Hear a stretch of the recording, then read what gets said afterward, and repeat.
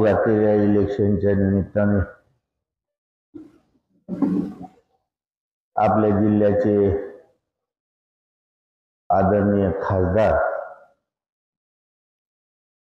धैर्यशील भैया मोहिते पाटील साहेब, माजी नगराध्यक्ष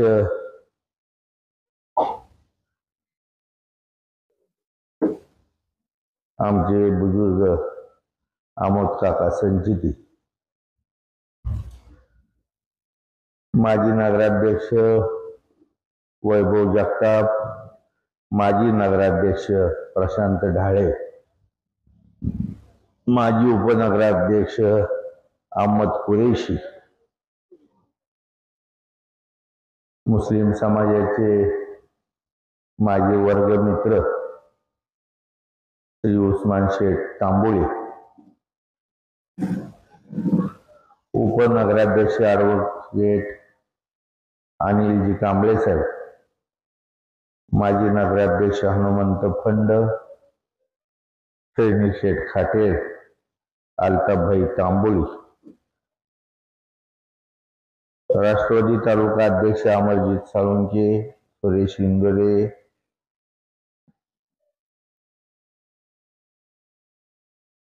क्रमांक 1, 2, 3 चे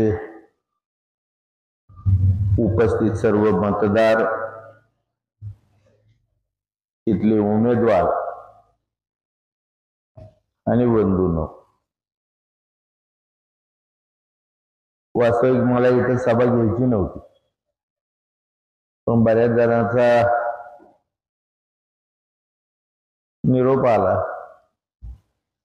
ते म्हणले भाऊ इथं सभाच घेणार.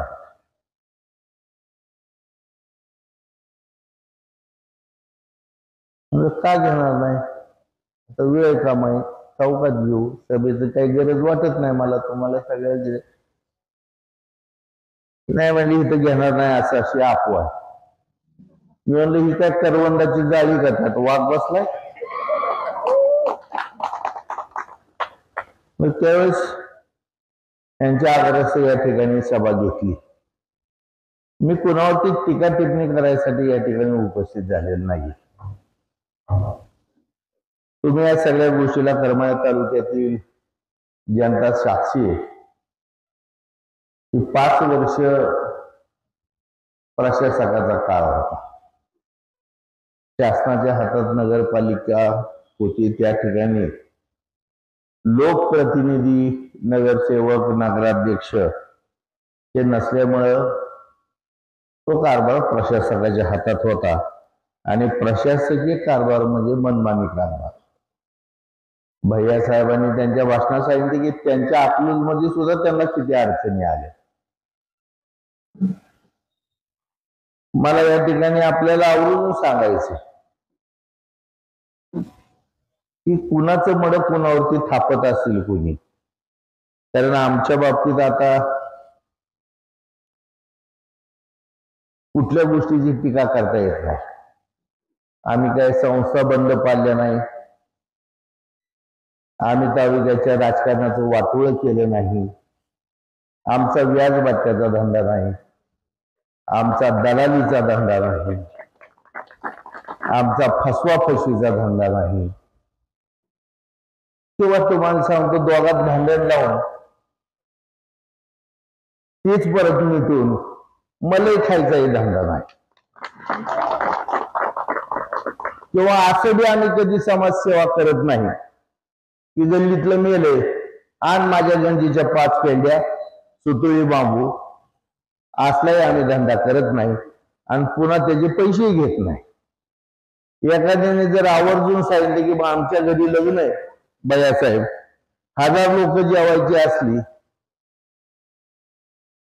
तर इथले गल्लीतले कारभारी सांगतात 1,500 लोकांचा स्वयंपाक करावा लागतो.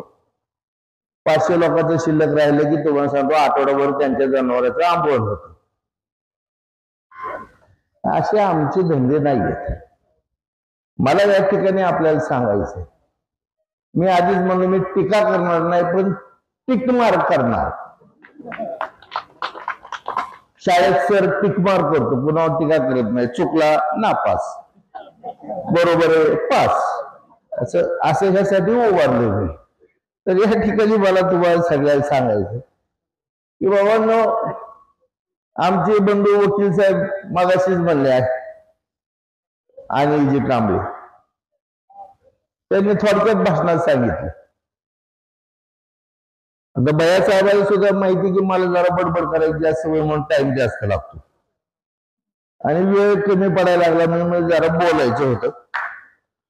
पण आता मी थोडक्यात आटपतोय, आचारसंहितेचा भंग झाला नाही पाहिजे आणि तुमच्याही लक्षात आलं पाहिजे. या दोन्हीचा समन्वय गाठायचा आहे मला. तर मला या ठिकाणी आपल्याला एवढंच सांगायचं की त्यांनी नागरिक संघटनेची किती वर्ष सत्ता बघितली? 35 वर्ष. एकच नगराध्यक्ष, बाकी सगळे नगरसेवक, आणि त्यांना अर्बन बँकेतनं खर्चायला पैसे काढून द्यायचे कर्ज, आणि त्यांनी तुम्हाला सांगतो कष्ट करून ते फेडायचे, असं मला नालबन सांगत होता. मिर्चा वांगे बेच के हमने कर्जा चुकाए बोले, अर्बन बैंक का पैसे देने के 3500 4000. आमोद शेठ खरे खोटे? तुम्ही दोघं नगराध्यक्ष एक दुसऱ्याच्या पाठीमागं लपूला हसताय म्हणून बोलले. पण ज्यावेळेस आमच्याकडे सत्ता आली की ज्याप्रमाणे घरामध्ये गृहिणी एकटीच असते, एकटीच गृहिणी असते, पण एक स्वयंपाक ती कधीच करत नाही. घराच्या सदस्यासाठी रोज वेगळा स्वयंपाक करते, सगळा वेगळा स्वयंपाक करते, आणि तो स्वयंपाक रुचकर होतो, चांगला होतो. तसं जगताप पार्टीची गृहिणी मी आहे, प्रत्येक वेळेस वेगळा उमेदवार देतो, त्यात तुमचा चांगला विकास व्हावा म्हणून. आम्ही सत्ता हातात घेत नाही. जर जनतेने आग्रह केला, मी माझ्या पत्नीला भैयासाहेब उभा करणार नव्हतो आणि ती उभा राहत नव्हती. उभा राहायचा विषय निघल्यावरती तिचा बीपी वाढला आलता, दवाखान्याचा खर्च करायची पाळी आली. म्हणली हे माझ्या गळ्यात काय घालू नका. आमची इच्छा होती पुन्हा एकदा नगराध्यक्षाची संधी सुवर्ण अल्पसंख्याक व्यापारी दृष्टीने नगरपालिका चालवणं, शहराची देखभाल करणं, समाजसेवेचं ज्यांचा आवड आहे असे मला वाटतं आमचे फिनिक्स खाटील त्यांच्या पत्नीला द्यायचे. पण सगळ्यांनी सांगितलं की भाऊ तुमची पाहिजे, आणि श्रीनिक शेठची उभं राहायचे म्हणल्यानंतर नाहीतीच मुंगे उठले. सोपय म्हणले, मराठा म्हणून मतदान घेऊ, सोयरे राहिले. श्रीनिक शेठ म्हणले मला थांबू द्या, बळीला तुम्हीच जावा.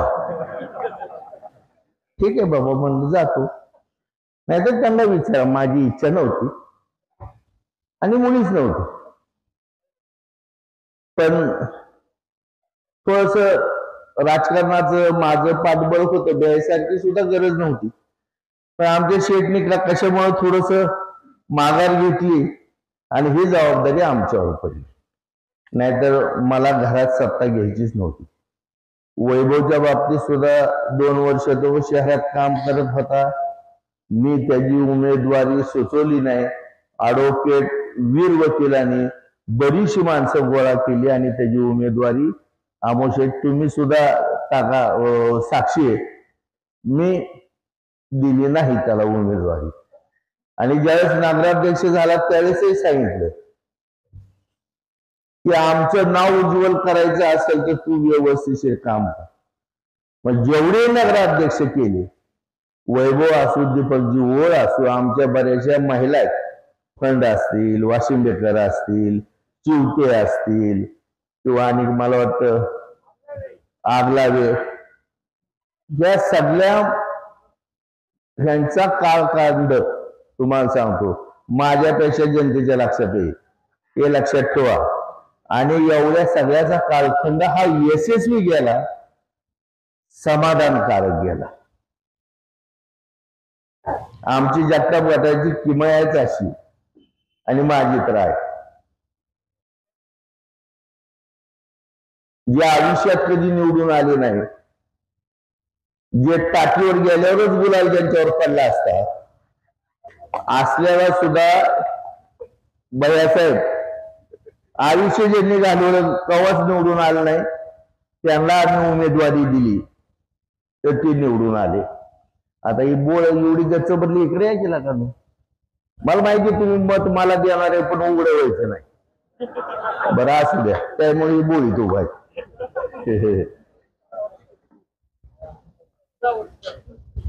त्यांना उमेदवारी निवडून आली. बाळासाहेब एका गावामध्ये एका राज्याचा राजा राज्य करत असताना त्या गावात एक लाकूड तोड्या होता, आणि तेही उपजीविका जंगलात लाकूड तोडून लाकडाची मुळी विकून तो त्याचा प्रपंच चालवत होता. एक दिवशी राजा शिकारीला जात असताना तो लाकडं तोडून ती मुळी बांधून रस्त्याला वाट बघत होता की ही उचलून डोक्यावर द्यायला कुणी हातभार लावल. आणि तेवढ्यात राजा घोड्यावर बसून आला. राजाचा घोडा पुढं होता, प्रधान, सैन्य, सरदार, सुभेदार सगळे बरोबर होते. आता त्या लाकूड तोड्याला माहिती नव्हतं हा राजा आहे म्हणून. त्याने हात केला, राजाने घोडा उभा केला आणि त्यांनी सांगितलं एवढी मुळी उचलून द्या. मग ती मुळी उचलून द्या म्हणल्यावरती राजा घोड्यावर नम्रपणे उतरला, मुळीला हात लावली, डोक्यावर मुळी दिली आणि मुळी दिल्यावरती त्याला विचारलं एवढ्याला विकतोस? त्याने सांगितलं बाबा 1 रुपयाला विकतो. तर राजाचा संवाद संपला. राजा घोड्यावर बसला, पुढे निघाला. मागची लय जरा तापड असते, मग ती कोणाची मागची असू द्या, माझ्या असू द्या, भैयासाहेबाची असू द्या, जरा रागीतच असते. त्यातलं ती एक जण म्हणलं हे गाडवा तुला अक्कल आहे का? मला कुणा मुळी उचलायला लागून? तेव्हा मला काय माहित नाही. त्याला मुंडकं छाटू का म्हणलं तुझं? अहो तू म्हणलं चुकलं, मला सांगा तरी कुणाला.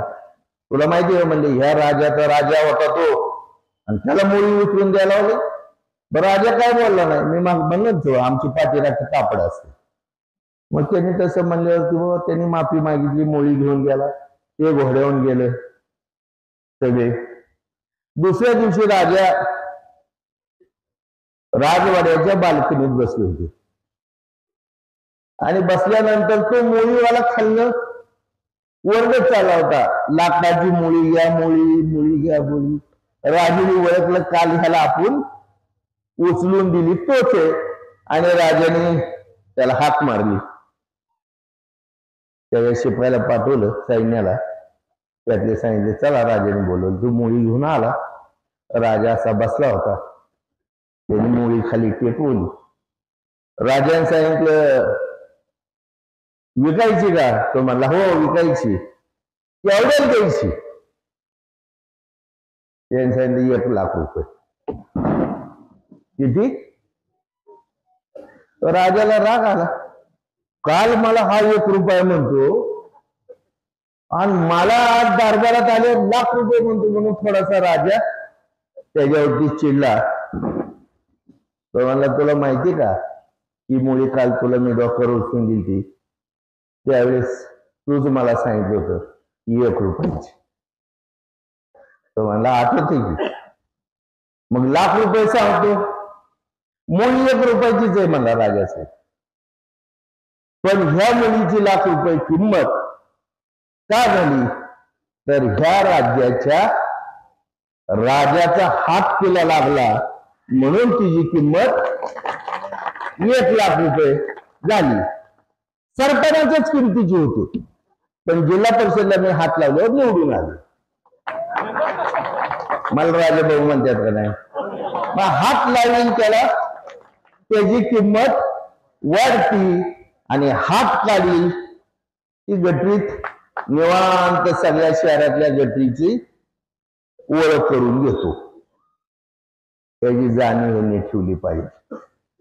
काही उठलं की आमच्या घरात पाहिजे, ठेकेदारी आम्हालाच, गुणवत्ता कुठली नाही, 2 महिन्याची गॅरंटी नाही, पैसे कमवणं लबाडी करणं, बदल करायचा, 1 नंबर 2 नंबर आणि 3 नंबर वार्ड आणि मला वाटतं 5 नंबर प्रशांत 6 7 सगळीच एका ठिकाणी गोळा झाली आणि त्यांनाच उद्देशून मी सांग, मला वाटतं आमच्या माहुल्यातल्या आमच्या मुसलमानाला मी सांगणार आहे, अगर सच्ची मुसलमान भाई है कोई इधर तो उनको एक मशवरा देना चाहता हूं. बादशाह है, ये भी बादशाह, तो उनको मशवरा देना चाहता हूं, उनको सब यहाँ पे गुजारिश करता हूं कि भाई ईमान का दूसरा नाम मुसलमान है, और जो खानदानी असली मुसलमान होता है ना वो ब्याज कभी खाता नहीं आणि ब्याज वाले को नजीक लेता नहीं, क्योंकि अल्लाह ताला को मुंह दिखाने का है. अगर ईमान है तुम्हारे पास तो सुअर खाने वाला, सुअर काटने वाला, सुअर बेचने वाला, इसको अगर आप मतदान करेंगे तो अल्लाह के दरबार में, परवरदिगार के दरबार में गुनहगार बनोगे.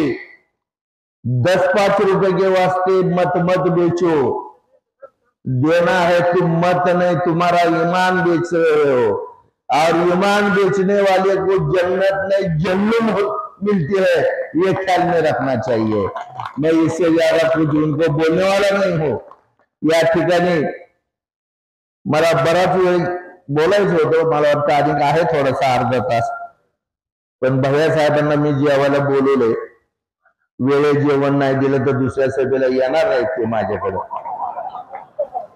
म्हणून मला त्यांची काळजी घेणं गरजेचं आहे, तुमची काळजी घेणं गरजेचं आहे.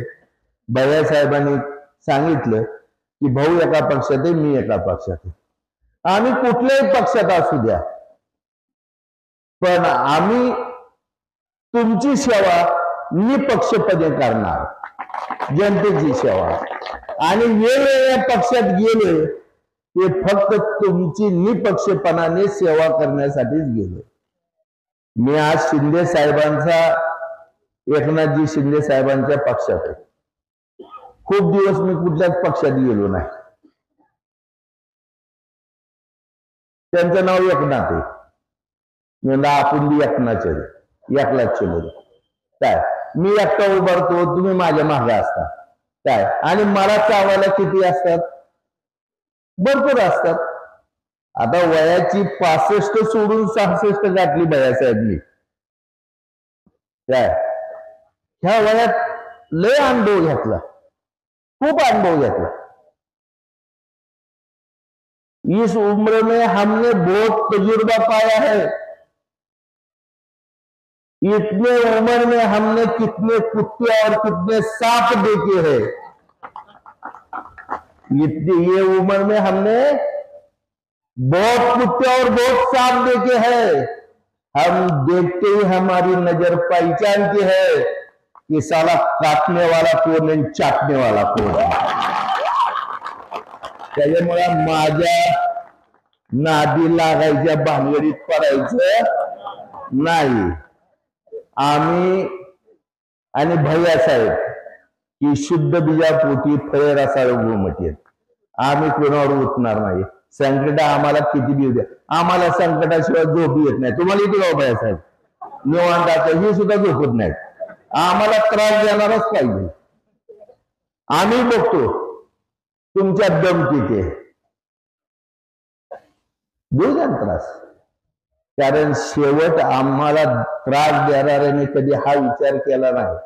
ते हे विचार करतात जाळून पोळून सगळं करून सुलापून आम्हाला काढल्यानंतर ते सांगतात 1.25 लाख तोळा. आणि जे नुसतीच पिवळी दिसतात, चौकून फिरून आली, कोणीच स्वीकारली नाही, ती पितळ आहे. 400 रुपये किलोच. रंगावरती रूपावरती भाव ठरत नसतो, कशीवरती भाव ठरत असतो. आणि कशीला उतरणारे मग नामदेवराव जगतापांच्या घरचे असू द्या, नाही तर मोहिते शंकररावजी मोहिते पाटील सहकार, की ज्यांनी तुम्हाला सांगतो शेतकऱ्यांच्या हितासाठी सामान्य कुटुंबातल्या शेतकरी माणसाने कारखाने उभा केले. आणि तुम्हाला सांगतो अकलूज मध्ये त्या काळात प्रत्येक तालुक्यात जिल्ह्यातल्या लोक म्हणायचे अकलूज सारखी समृद्धी आली पाहिजे, अकलूज सारखी समृद्धी आली पाहिजे. आम्ही ज्यावेळेस लहान होतो त्यावेळेस करमाळा, पाण्या वाचून करमाळा, कैलासवासी नामदेवराव जगतापांनी 66 साली संगमेश्वर सीना नदीवरून तुम्हाला सांगतो करमाळ्याला त्या काळात पाणी आलं. मी अभिवचन दिलं तर 90 साली सुभाष चौकात की करमाळ्याचा कायम स्वरूपाचा पाण्याचा प्रश्न मिटवल. आणि तुम्हाला सांगतो दहिगाववरनं 27 किलोमीटर क वर्गात नगरपालिके क वर्गात असल्यामुळे बसत नव्हती. खासबाग म्हणून 11 पक्षाचं त्यावेळेस तुम्हाला सांगतो सरकार होतं बाळासाहेब, तुम्हालाही माहिती. आदरणीय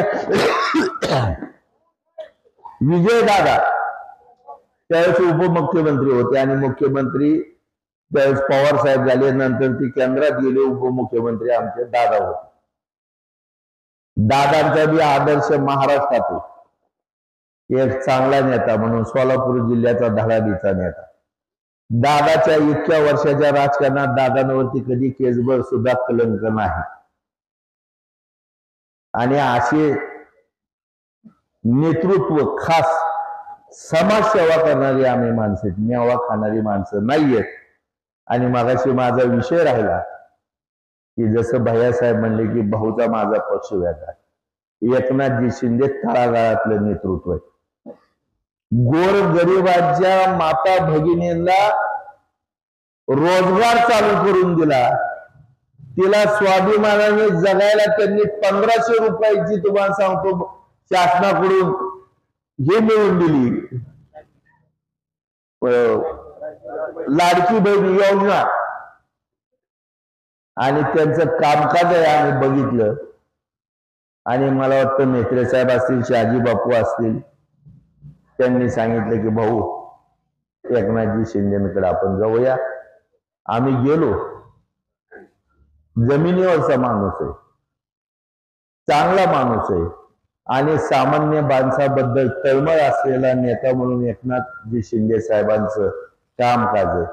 त्यांनी मुख्यमंत्र्याचा सुद्धा काळ एक यशस्वी महाराष्ट्राचा मुख्यमंत्री म्हणून स्वतः भैयासाहेब खासदार आहेत, त्यांनी सुद्धा सांगितलं की आम्हाला उपोषण 45 दिवस करावं लागलं, पण शिंदे साहेबांनी बोलून तो प्रश्न सोडला.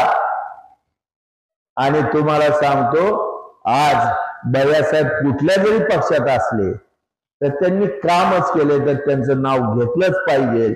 ह्याला म्हणायचं प्रामाणिक नेता आणि प्रामाणिक माणूस. भैयासाहेबांनी उदार माताने इथं सांगितलं की बाबा त्यांनी माझं काम केले आणि आम्ही तशीच माणसं आहोत आणि आम्हालाही तसंच सांगतो.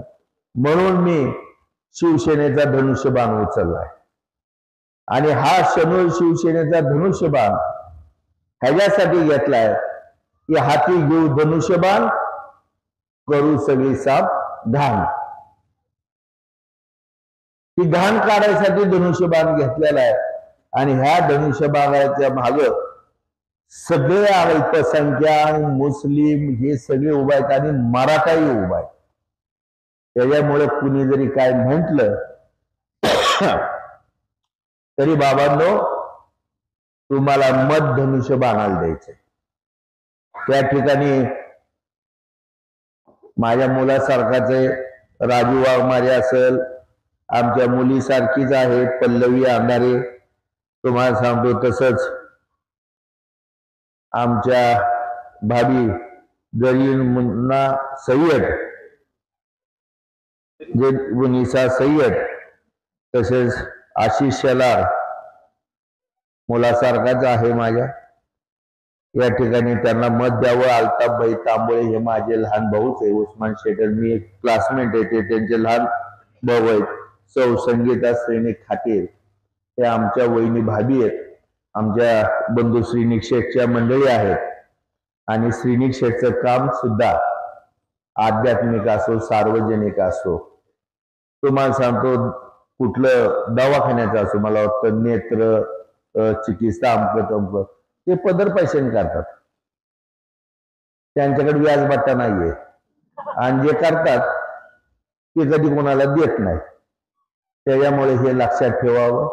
आणि मला या ठिकाणी आपल्याला सगळ्याला नम्रतेने सांगायचंय बंधूंनो, की जेवढ्या 5 वर्षामध्ये तालुक्यातले रस्ते असतील, गटारी असतील, पाणी असेल, दिवाबत्ती असेल, आरोग्य असेल, त्या गोष्टीला आम्ही 5 वर्षात जबाबदार नाहीत. त्याच्या गेल्या 5 वर्षात जर काही गोष्टी घडल्या असेल तर आमच्या समोरच्या माणसांनी त्या मांडाव्यात. पण साफ म्हणून भुई बडू नये. आणि त्यांच्याकडे कारण बी नाही काही सांगायला. आणि मला वाटतं की असे बरेच, मला वाटतं या ठिकाणी मंडळी की ज्यांना आमचे पुढचे म्हणजे भाजपवाल्यांनी स्वीकारलं नाही, शिवसेनेवाल्यांनी स्वीकारलं नाही, राष्ट्रवादीवाल्यांनी स्वीकारलं नाही, कुणीच स्वीकारलं नाही.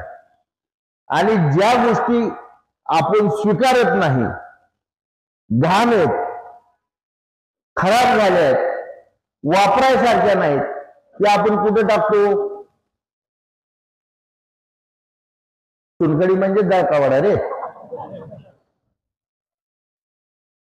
मग आता घाण वस्तू खाली टाकल्या तर परत आणायचं का? मग त्या भानगडीत पडायचं नसेल तर इकडं काय जायचं नाही, हे लक्षात घ्या. समजदार को इशारा काफी.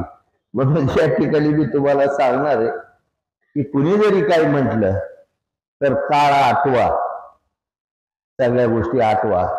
आणि एकच जगताप पार्टी आणि मोहिते पाटील आहेत की ज्यांच्या नेतृत्वाच्या छायाछत्राखाली सर्वसामान्य, उपेक्षित समाज, दलित समाज, भोजन समाज, 12 बलुतेवाले सिंहासनावर बसतात. बाकीचे कुणी तुम्हाला बसून देत नाही. ज्यांनी तुम्हाला सांगतो थोड्या दिवसाखाली, आता हे आमचं मला वाटतं कोणबाई एक उभारले, अहमद काकाचे लाडके अर्बन, तुम्हाला करोनात दिसले नाहीत, मधल्या स्वच्छतेत दिसले नाहीत, कशातच दिसले नाहीत. आता या काहीच उगवले काय. त्यांनी सांगितले काय, रस्ते बघा, गटरी बघा, आमक बघा, तमक बघा.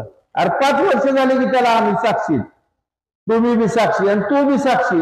आणि आजच काय वर्ग पळत सुटलाय. गरजेशीर गोष्टीत हे सगळ्या. आणि असल्या लोकांच्या तुम्ही भूल थापाला बळी पडू नका. हे सगळे बाजार आहेत आणि हे सगळे बाजार दिवशीच येणार आहे. आता इलेक्शनचा बाजार भरलाय. प्रत्येक वार्डात त्यांनी पालं ठोकल्यात. काय हर एक माल एक वर एक फ्री. काय याव करेंगे त्याव करेंगे. बाजार उठला, शनिवारी गेला तर ही पुन्हा तुम्हाला गाठ पडणार नाही. आणि ह्यांच्याकडनं खरेदी केलेली वस्तू 100% गॅरंटीची नसती. आणि परत तुम्हाला जर वाटलं की आपण फसलो तर तो आठवडाभर महागारी येत नसतो. तसं परत जर तुम्ही फसला तर ह्यो 5 वर्ष परत तुमच्याकडे येत नसतो. आठवड्यात आणि 5 वर्षातले मोठा फरक आहे. आमचं 70 वर्षाचं होलसेलचं दुकान आहे. पिंटू गुगले आहे का इथं? हा, करमाळ्या शहरात 1 नंबर दुकान चालते. कुठलाही माल खोटा नाही, स्वच्छ माल. आणि कधी जरी त्यात काही जर तुम्हाला वाटलं की माल बरोबर नाही दुसऱ्या दिवशी सकाळी दुकान उघडल्या तिथं जावा, तुम्हाला बदलून दिला जाईल. हेच दुकान माझं आहे, 70 वर्ष झाले चालू आहे. खराब निघलं बदलून देतो, विकताना चांगलाच विकतो. खराब एकही आता थोडस जगतापाची नर्सरीच आहे, ही सगळी पैदास कुठल्या नर्सरीची रोप आहेत ह्याचा तपास लागला. आता काही त्या म्हणजे थोडीशी चिलाराची निघली बायासाहेब. आता थोडस बी पार करा आम्ही थोडस जरा चुकलो त्यावेळेस, पण तेच काढून टाकायचं काम आता तुमच्याकडे दिलेलं आहे. मला वाटतं सुभाष चौकात 1 तारखेला सभा आहे, तिथं मला आणि बोलायचंय. अभी तो ये टेलर है, पिक्चर बाकी है. टाइम झाला 1 वाजता 7 वाजता आहे, त्यावेळेस मला तुमच्याशी बरंच बोलायचंय. पण बघून कोंबडी 500 रुपयाच्या पेक्षा जास्त विकते, 700 रुपयाला विकते. मटन 700 रुपये किलो झालं आणि तुम्ही 1500 विकू नका, 2-3 हजारात विकू नका. तुम्ही माणसं गाडाव 45-40 हजार रुपयाला मिळते आणि तुम्ही जर 3-2 हजाराला विकलात तर गाडव सुद्धा तुमच्यावर थुकल बर का, थू माझी किंमत काय तुझी किंमत काय म्हणून. काय या गोष्टीचा विचार करा. कुठल्याही दिशाभैला, भूल थापाला, खोट्या आश्वासनाला अजिबात बळी पडू नका, अजिबात बळी पडू नका. मी तुम्हाला सांगतो इतके दिवस मी एकटाच फिरतो, पण आज ह्यांच्यासाठी बायासाहेबाला म्हणजे या राव, नाही तर मला एकट्याला अडवायसाठी पालकमंत्री येते, कुळुंबी येते, पोयते. मला जरा बरं वाटतं आयला आपली हाय बर का काहीतरी चांगली येतात. काय निवडून येऊ लागली सुभा पुढचा काय, तुम्ही तुमच्यावर हे सगळ्या गोष्टी डिपेंड आहेत. पण माझी धास्ती किती जणाला असती. मोगलाच्या घोड्यांना तुम्हाला सांगतो पाण्यात 10 दिवसांची दिसायची आणि ती पाणीच पेट नव्हती घोडी. तशी ही जेवढी सगळे कावळे काय आणि जेवढे इथं माझ्यापेक्षा आहेत ते सगळे मावळे आहेत. काय तर आता तुम्हीच ठरवा की मी काय. माझ्या विरोधकाला माझी किंमत राहून तुम्हाला नाही म्हणले अवघडच. असं करू नका. आणि तुम्ही सगळ्यांनी धनुष्यबाणाच्या पाठीशी उभारणं म्हणजे विकासाच्या पाठीशी उभारणं. धनुष्यबाणाच्या पाठीशी उभारणं म्हणजे एकनाथजी शिंदे साहेबाच्या तुमच्या लाडक्या भावाच्या मागे उभारणं. महिलेची सुरक्षा, महिलेचे स्वाभिमान आणि तिची आर्थिक उन्नती करायचं काम आमचे महाराष्ट्राचे उपमुख्यमंत्री एकनाथ भाऊ शिंदे करतायत. नगरपालिकेकडनं सुद्धा नगरपालिकेला भरपूर निधी ते आपल्याला देतील. तुमच्या सगळ्या सोय सुविधा देण्याचं काम त्या ठिकाणी जे 2 युवक आणि 1 युवती तुम्हाला वाघमारे आणि आमच्या अंधारेताई आणि राजू माझ्या संस्थेचा तो शिक्षक आहे. आणि हे बी उमेदवाराची क्वालिटी बघा. बाजारात खरेदी करायला गेल्यानंतर सगळ्या वस्तू उलट्या पालट्या करून बघतात. गहू ज्वारी घ्यायला गेला तर ते सुद्धा हातात आदळून बघता ह्यात घाण गुण आहे का. मग 5 वर्षासाठी कारभारी द्यायची ती तपसून घ्या कसे आहेत काय. कसे डोळे झाकून घेतले की परत बोंबलत बसायची पाळी येते. म्हणून सगळ्यांना मला इथं हेच सांगायचं. आणि तुम्ही सुज्ञ आहेत आणि मला वाटतं तुम्हाला युवक युवती या ठिकाणी तुम्हाला सांगतो जोडी दिलेली आहे. माता भगिनीच्या समस्या आमच्या अंधारेताई आमची कन्या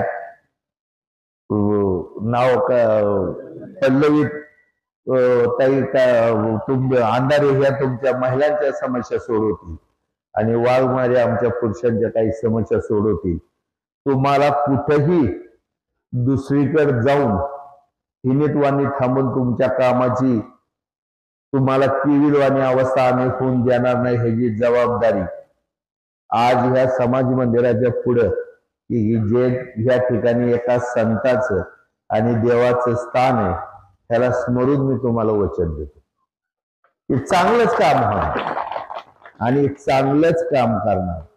करमाळा तालुक्यात करमाळा शहरामध्ये लोकशाही आणि तुम्हाला सांगतो सामान्याचा होणाऱ्या अडी अडचणीचा आवाज म्हणून आमच्याकडे लोकशाही टिकवण्याचं काम म्हणून आमच्याकडे बघितलं जातं.